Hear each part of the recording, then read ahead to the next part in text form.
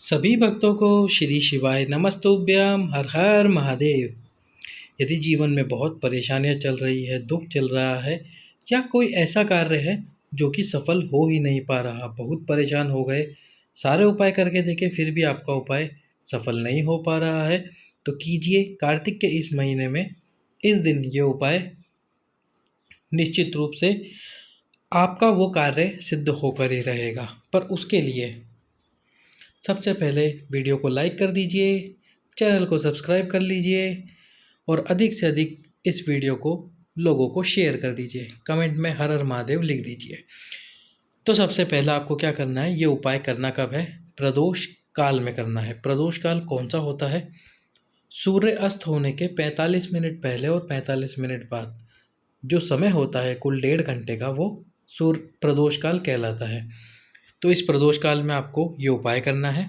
बेलपत्री के वृक्ष के नीचे, जो बेलपत्री का वृक्ष होता है, उस बेलपत्री के वृक्ष के नीचे यहीं की मिट्टी को उठाकर सबसे पहले क्या करना है, आपको एक शिवलिंग का निर्माण करना है। पार्थिव शिवलिंग बनाना है। प्रदोष काल में ये उपाय करना है। शिवलिंग बनाइए, पार्थिव शिवलिंग बनाइए। अब पार्थिव शिवलिंग बनाने के बाद में उसका पार्थिव शिवलिंग बनाने के बाद आपको जो वस्तुएं पार्थिव शिवलिंग पर समर्पित करनी है, सबसे पहले लेने हैं आपको 5 श्वेत पुष्प, 5 सफ़ेद पुष्प लेने हैं आपको। और ये 5 श्वेत पुष्प लेने के साथ में लेना है एक यज्ञोपवीत, जो जनेऊ होता है वो एक जनेऊ लेना है, और लेने हैं थोड़े से काले तिल, साथ में लेना है पंचामृत। पंचामृत जरूरी है। तो सबसे पहले आपने शिवलिंग का निर्माण करा। ये पार्थिव शिवलिंग बनाने के बाद अभिषेक करा जल से। अभिषेक करने के बाद में पंचामृत समर्पित करा। पंचामृत समर्पित करने के बाद में चंदन लगाया, अबीर लगाया, गुलाल लगाया। और उसके बाद में आपको क्या करना है, ये जो 5 सफ़ेद पुष्प है, श्वेत पुष्प, ये 5 सफ़ेद पुष्प समर्पित करने हैं। ये 5 सफ़ेद पुष्प समर्पित करने के बाद में थोड़े से काले तिल समर्पित करने हैं आपको। काले तिल समर्पित करने के बाद में एक यज्ञोपवीत यानी कि जनेऊ,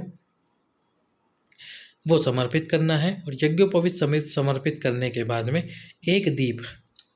अब आपको जैसे संतान की कामना हो, वंश वृद्धि की कामना हो, उसके लिए आपके कार्य सिद्ध नहीं हो रहे, बहुत उपाय किए, तो आप लंबी बाती लगाइए, घी का दीप प्रज्वलित कीजिए, लंबी बाती लगाइए और उस घी के दीप को प्रज्वलित करके लंबी बाती इस पार्थिव शिवलिंग के सम्मुख में जलाइए।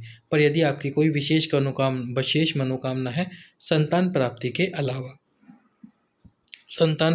अलावा, वंश वृद्धि के अलावा और कोई विशेष मनोकामना है, तो फिर आपको गोल बाती लगानी है। गोल बाती लगाने के बाद में क्या करना है, जब ये दीपक जलता रहे तो फिर आपको इसी पार्थिव शिवलिंग की और इस बेलपत्र के वृक्ष की आदि परिक्रमा करनी है। आदि परिक्रमा कैसे करनी है? जैसे कि आपने इस स्थान पर पार्थिव शिवलिंग का निर्माण किया है, यहाँ पर दीप प्रज्वलित हो रहा है, आप इस जगह पर बैठे हैं, तो यहाँ से आपको खड़ा होना है, इस बेलपत्री के वृक्ष के पीछे जाना है, आधी दूरी पर, यानी कि ये जो बेलपत्री का तना है, जो उसका तना होता है, उसके आधे भाग तक ही आपको जाना है। और उस आधे भाग तक जाने के बाद में फिर से आपको इसी रास्ते पर वापस लौट कर आ जाना है। पूरा गोल घूम के नहीं आना, पूरी परिक्रमा नहीं करनी है, केवल आधी ही परिक्रमा में लौट कर आ जाना है, वापस इस आसन पर आकर बैठना है। और उसके बाद में जो दीपक है, जब वो दीप ठंडा हो जाए, यानी कि दीप बुझ जाए, उसके बाद में जो आपका कार्य है, उस कार्य को बोलते हुए, जो भी कार्य है आपका, जो अटका हुआ कार्य है, जो आपकी मनोकामना पूर्ण नहीं हो रही, उसको बोलते हुए इस पार्थिव शिवलिंग के ऊपर जल समर्पित कर दीजिए। और जल समर्पित करके इसका विसर्जन कर दीजिए। जैसे आप जल समर्पित करेंगे, धीरे धीरे पार्थिव शिवलिंग का विसर्जन होना प्रारंभ हो जाएगा। तो इतना जल समर्पित कर दीजिए कि पूरे पार्थिव शिवलिंग का विसर्जन हो जाए। और ये उपाय आपको करना है सोमवार की अष्टमी के दिन।